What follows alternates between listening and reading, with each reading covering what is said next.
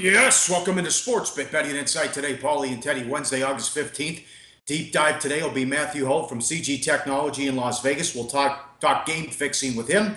And we try to stay hot with the play of the day. Winner yesterday with hey, we won a baseball game. How about that? But Greinke shut down the Astros as we said he would yesterday.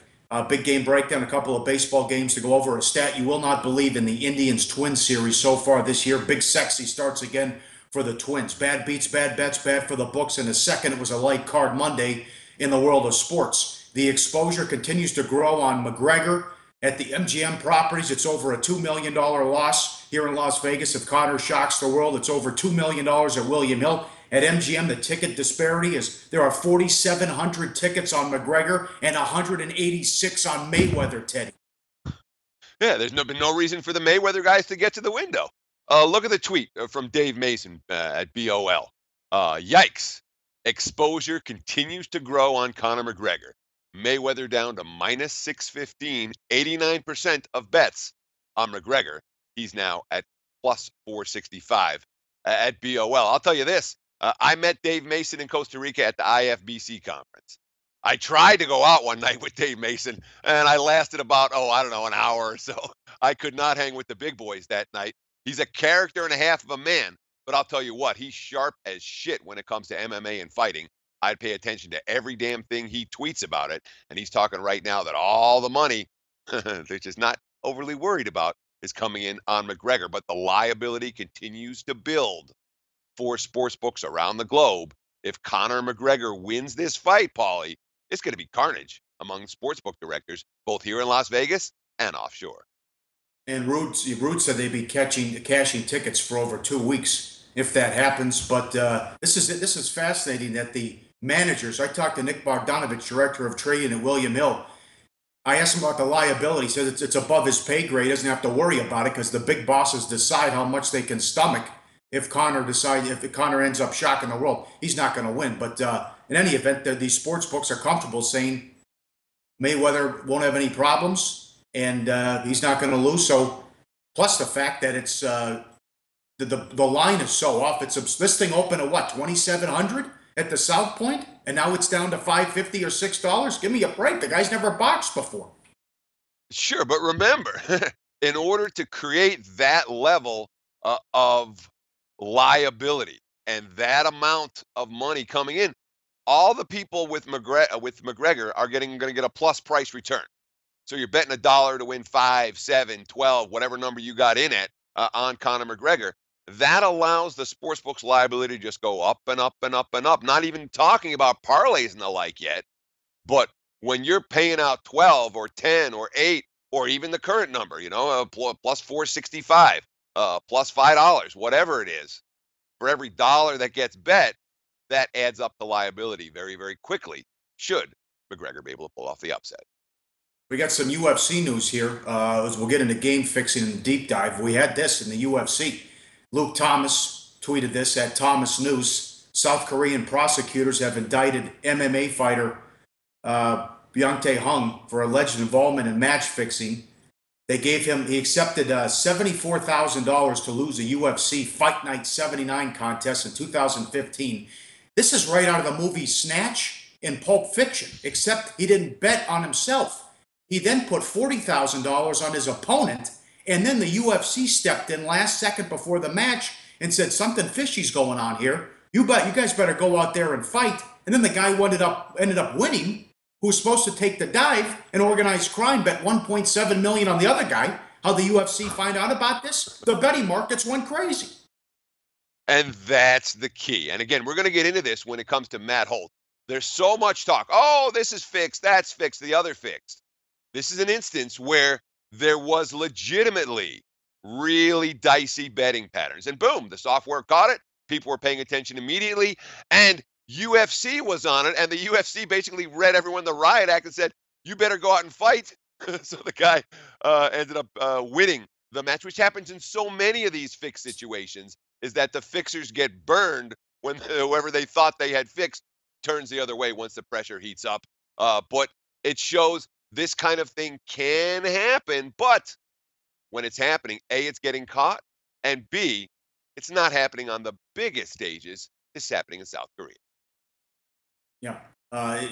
These artifacts and relics who still think once sports betting's legalized that guys will bet on their own teams and they'll be match fixing. It's absolute lunacy. One thing, Bang's his last name. I had the name backwards, though that's not an easy name to pronounce. But correction there. Bad beats, bad bets, bad for the books. Bad beat, another brutal push. Cleveland, Boston total was 10. Here it is. It was 7-3 in the top of the 6. Nothing the rest of the way. Yeah, just zeros across the scoreboard. And again, this one might not be as bad as some of the bad beat pushes we've talked about on the last couple of sports bet, but because just the Red Sox and the Indians tend to have pretty good bullpens, and you could see this happening once in a while. But man, when you get to 10 by the top of the 6 and you can't cash that over 10 ticket, yeah, that's a tough push for bettors. Hard to handicap human emotion, and I don't know, the market's betting against Bettis last night, his first return since beating cancer. He came back. He was awesome. 7-inning shutout ball, and the Rockies push across 3 in the bottom of the 8th to win 3-0 at home. He didn't just beat cancer. He beat testicular cancer, man. That's of all the cancers that you don't want.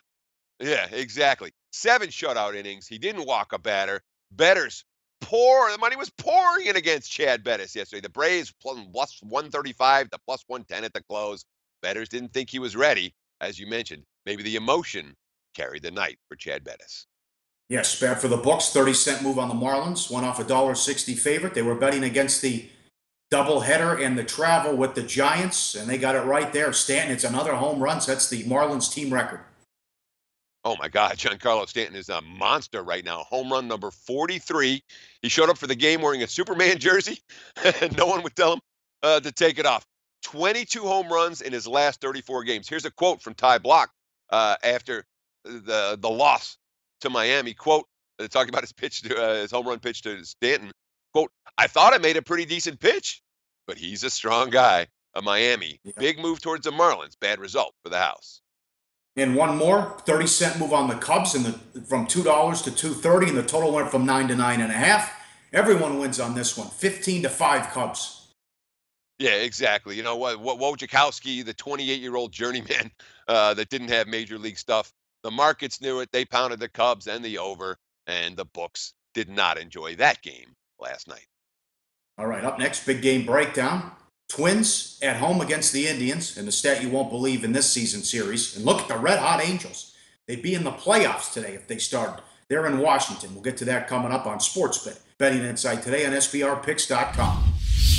Go to SBRodds.com. Browse, compare, and shop live odds available at top online sportsbooks. Back on SportsBet, time for Big Game Breakdown. Before we do that, always sponsored and powered by BetOnline, and they want to pay for your pay-per-view. Mayweather and McGregor, Saturday, August 26th. Just retweet that link through August 26th, and you can win. Must have a BetOnline account to qualify. Simply retweet that message to enter. Good luck out there. Great promotion. Let's get to the Indians and the Twins. Salazar against Colon. Indians are $1.70 at BetOnline, 9 the total. Look at this Buster-only tweet. The Angels are the 5th different team in the last week or so to hold the lead for the number 2 wild card spot in the AL. It was the Twins, who are red hot, as they won 7 of 8 in the one loss. They blew an 11-7 lead in the 8th inning. Between the Twins and the Indians, the road team so far, the road team is 12-1 this year between these two teams.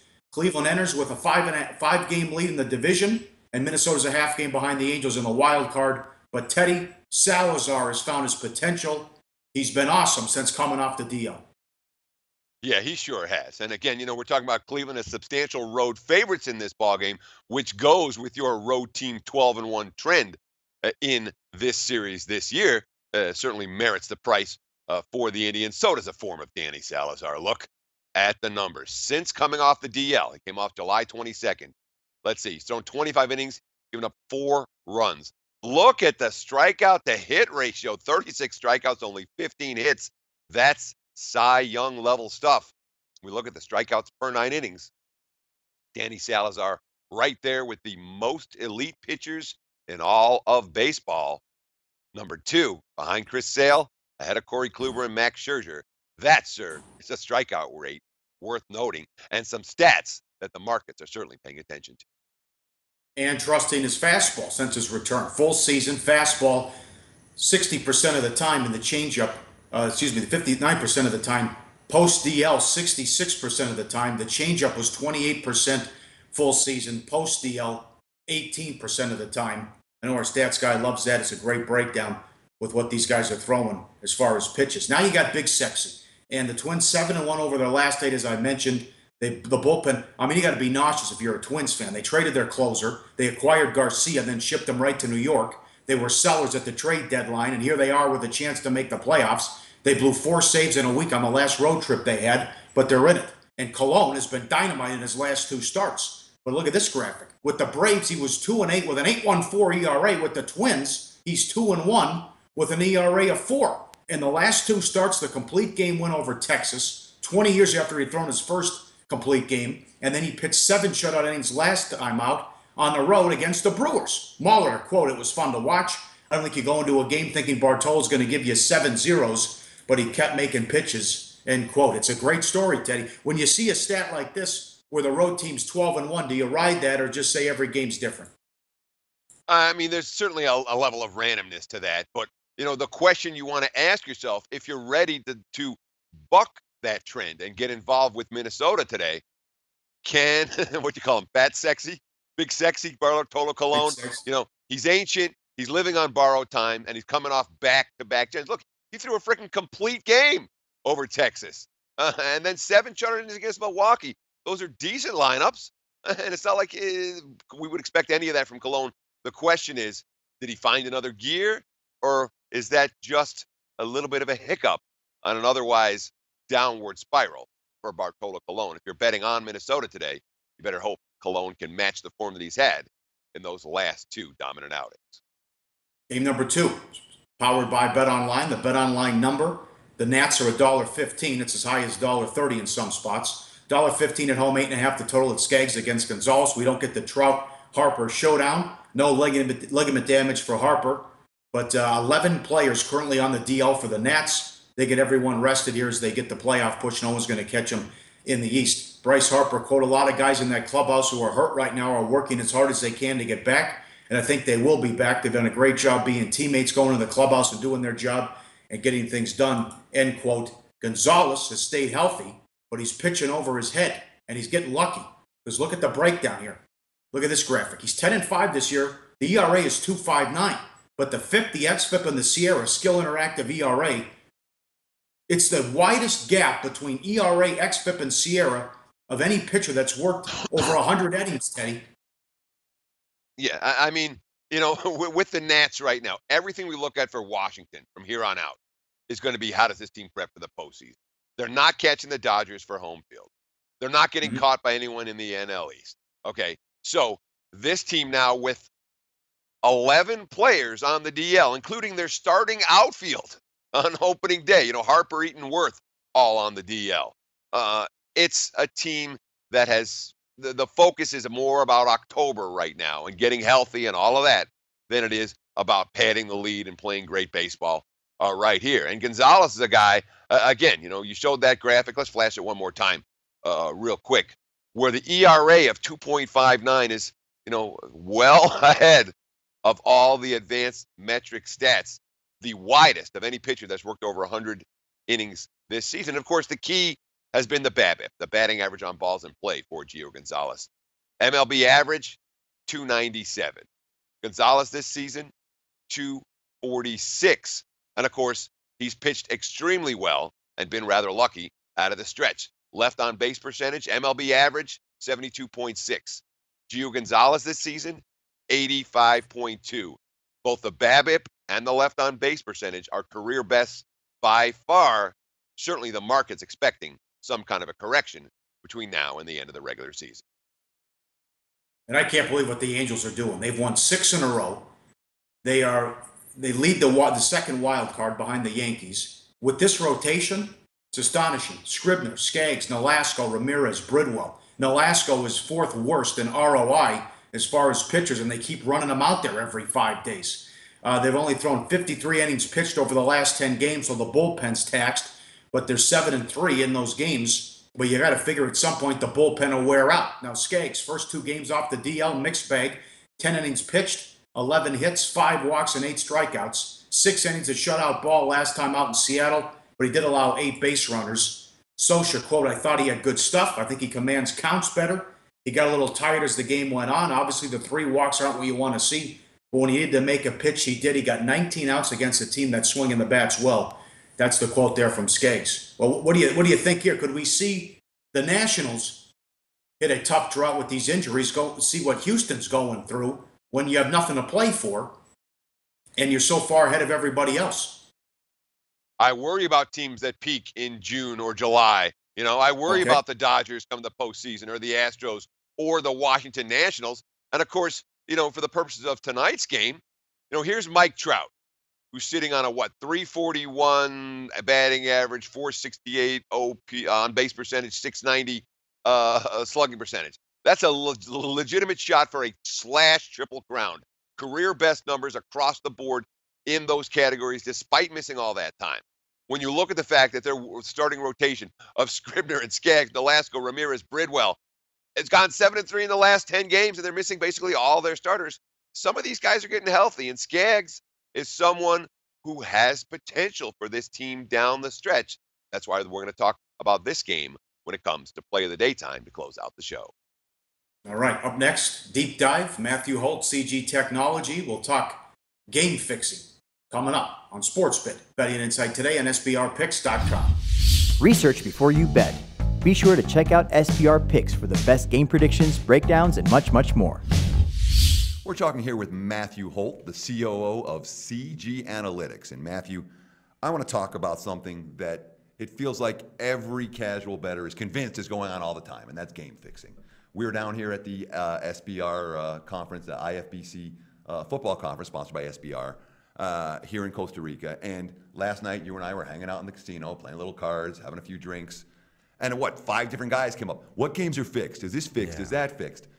What do you say to those people? I think 99% of the games are completely on the up and up, and professionals. And let's split it between pro and college. Sure, and I still think even 99%, incling college, are still on the up and up. I take the over.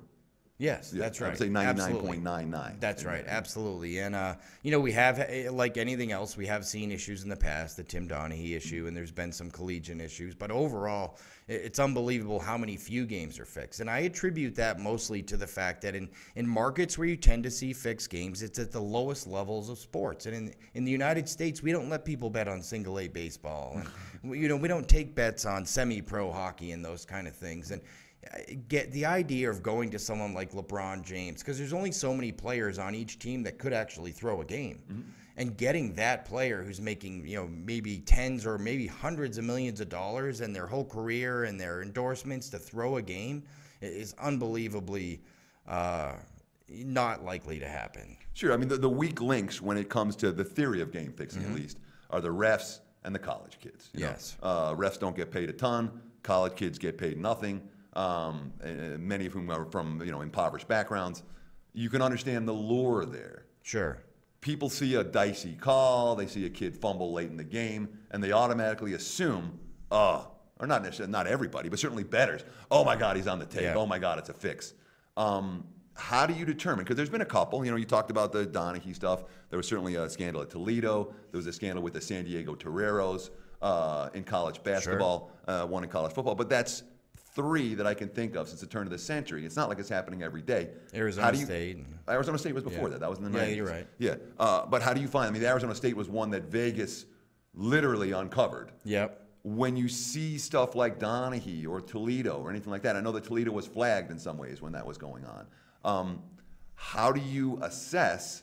Is there something funny going on here? Now that we have an actual game integrity and fraud prevention department, we've actually put some processes in place that are unbelievable at tracking abnormalities. Look, if you play poker enough times, you're going to see every possible bad beat there is, and if you've bet on enough games, you're going to see every type of inexplicable ending there is to some type of sporting event, including Oklahoma State winning a game last year that somehow they lost, even though the game was over and they won. Things happen that are crazy in sports. Referees make errors, coaches make errors. Players make errors, especially in college when you're dealing with 18 to 22-year-old kids. They just don't do what they're supposed to all the time. But most of these games aren't fixed. And what we do is anytime we find abnormalities in wagering activity, referee activity, player activity, we look for correlations in that. And you'd be surprised, 99% of the time there is no correlation. It was that one game. Maybe there was correlation that game, but you start digging deeper, there isn't. But we certainly have processes in place where, if we do identify correlation, then we generate that reports of the information we found, and we provide it to the proper authorities, and we work with the Nevada Gaming Control Board, the FBI, the leagues themselves. We take every precaution and process we can in place to ensure that the games that people are betting on in the state of Nevada that the integrity is as close to perfect as we can ensure them that it is. Sure. And when you talk about the sports that have had recent histories of consistent fixing, you're talking about soccer friendlies, you're talking about low-level tennis matches, and those are two areas where the U.S. market isn't necessarily involved at a high level. Right. Can you think of any scenario in which something has raised a red flag for you where you're like, maybe this game, maybe there's something going on here funny? Yeah, and we've had a few, and I don't want to identify them individually because, we kind of, our deals with the leagues and stuff are confidential in that regard. Sure. Am I allowed to say that, the one thing that people need to know is that you're working in conjunction with the league. You're not working against them. No. You're helping them with information. They're paying you money to say, is there something funny going on? Sure. And we tend to not be the actual investigative department, so we're there to identify. Here is some abnormalities that we found in the correlations between them, and then we provide the information to the proper people, and it's their job to kind of investigate to see if there's actually a smoking gun. Was there some type of transaction, or are these bettors and officials or players affiliated somehow? And that all happens outside of our little bubble. But all we do is basically identify that, hey, in a certain instance there was some abnormalities that seem to have some correlation. We identified them. You may want to take a look into it. But it's amazing how few really don't. And they may look like it on paper or during the game. I could see how people watch it and go, there's no way he could have done that without whatever being. People just make mistakes in the moment. Human. That's We're right. all human, and that's what bettors sometimes forget. There are two more things I want to ask you about. We're talking, of course, with Matthew Holt, the COO of CG Analytics. I want to talk. You got to tell us one Billy Walters story, don't you? Can you tell us a BW story? Absolutely. I can't talk about any bettors individually. All right, but that's fair enough. But obviously, the one advantage that the bigger bettors have had in Las Vegas is the limits at CG Analytics are much higher than they are anywhere in town. I'm sure you've had a lot of experience dealing with Billy and the other bigger bettors over the years. We certainly do. We've had some very big sharp bettors and some really big recreational bettors as well. So we've had an interesting balance of bettors come through. And, I tell people all the time, and there's some books that shut sharp people off all the time, and we tend not to, right? We tend to take big bets from anyone. And look, it's a synchronized mix. Sometimes there's certain times in the NFL season, it's not the sharps moving the line. There's so much public money sometimes in so sports that the line moves are public driven. And then when you take, 2 or 3 million high on a public NFL game, you're happy to have the sharps come in and take you off some of it. And without both sides, I think that synchronization isn't exactly happy. So we're happy to have both a lot of sharp players and a lot of recreational players of whatever limit coming into the book. Last question for Matthew Holt, the COO of CG Analytics. Who are you afraid of? What type of bettors are you afraid of? So we have bettors it's that bettor who only bets what we call advantage plays, bad numbers, scalp prices, because they don't do your business any good, right? I don't care how sharp somebody is. Maybe you're the best WNBA player in the world, but you also play football. Okay, that's great. It's that guy that says, I'm only going to come in and I'm only going to bet CFL games once a month when my edge is so much bigger over you because I found a bad number. And the problem with those guys is a lot of times they're betting events where we don't have the liquidity to maybe offset it. And they're not giving you action in any other way. And because we tend to not shut people off, we allow them to do it. And I don't think that we're necessarily afraid of anybody, but certainly there's a little annoyance there. And what about the public? Is there ever a scenario where you're afraid of a casual square better? For me, it's parlays. For me, it's that big recreational player who, had a good start to a season. Maybe, he has a lot of money, so he likes to play big. And there are a lot of people in Vegas who it's not they're betting six figures because they're sharp. They just have a lot of money and they love sports betting too. It's fun. And and those guys, we have these guys that come in and make these monstrous parlays, and again, they sneak up on you because You can't identify your individual risk to a game when they bet 10 a.m. our Pacific time start NFLs, and then 1 p.m. start in the Sunday night game. And you're trying to get there throughout the day, and all of a sudden you get to the Sunday night game and you go, holy crap. Those guys can really crush you. Yeah, I mean, when a sharp guy makes a bet, you pay attention to it. You mitigate that risk. They never crush you. It's those really big, sneaky parlays where all of a sudden you go, wow, that's on the last leg. And we don't have a lot of time to do something with it. And it's a really big multiplier now. Great information from Matthew Holt right here on SportsBit Betting Insight today. Good job, Teddy, as he talked to several people down at the seminar in Costa Rica. That was Matthew Holt today. Excellent job there. Tomorrow we'll get to the NFL and Tampa Bay and Jacksonville. We got 3 games Thursday in the NFL, and Cutler will play for the Dolphins coming up. Money time play of the day. Betting number 975. Teddy teased it earlier. Let's take the Angels at a plus price. Not that many names on the roster for Baker to go to. A lot of guys banged up with the Nationals, as we mentioned earlier. And the Angels, a lot of confidence, playing good ball. They've won 6 in a row. They keep it going on the road tonight in D.C. That'll do it. Fun show. We'll see you tomorrow on SportsBit Betting Insight today on SBRPicks.com.